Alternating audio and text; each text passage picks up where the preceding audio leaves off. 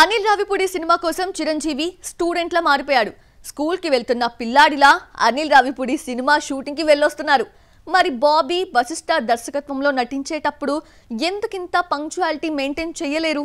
చూద్దామా? Chiranjeevi Anil Ravipudi cinema sets పైకి రావడం ఆలస్యం. ఇప్పటికే 3 స్కెడ్యూల్స్ పూర్తి చేసుకున్నాయి. 2026 సంక్రాంతికి ఎట్టి పరిస్థితుల్లో రిలీజ్ చేయాలన్న పట్టుదలతో డేట్స్ ఇచ్చేస్తున్నాడు. మరి బాబీ దర్శకత్వంలో వచ్చిన వాల్తేరు వీరయ్య షూటింగ్ బ్రేక్స్ తో ఎందుకు నడిచింది? వశిష్ఠ దర్శకత్వంలో నటిస్తున్న విశ్వంభర సంక్రాంతికి రిలీజ్ కావాల్సి ఉన్నా ఇంకా షూటింగ్ ఎందుకు పూర్తి కాలేదు అన్న ప్రశ్నలు మొదలయ్యాయి. అనిల్ రావిపూడి ఫెయిల్యూర్ లేని దర్శకుడు. సంక్రాంతికి వస్తున్నాంతో 300 కోట్ల మార్క్ దాటాడు. అనిల్ డైరెక్షన్ లో నటిస్తే సేఫ్ గేమ్ ఆడినట్టే లెక్క. ఈ లెక్కలన్నీ వేసుకున్న చిరంజీవి అనిల్ మూవీని యుద్ధ మేఘాల మీద సెట్స్ పైకి తీసుకొచ్చేశాడు. చిరంజీవితో సినిమాను ఒప్పించడం అంటే చాలా కష్టమంటారు. ఒక పట్టాన ఓకే కాదు. ఒకవేళ ఓకే అయినా బ్రేకులు లేకుండా షూటింగ్ జరగదు.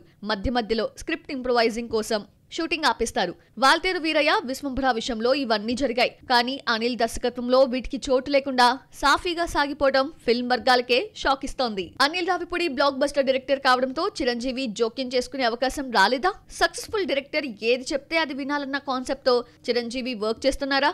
అనిల్ విషయంలో మెగాస్టార్ మారిపోయారు. అయితే ఈ బంపర్ ఆఫర్ అనిల్ కి మాత్రమే.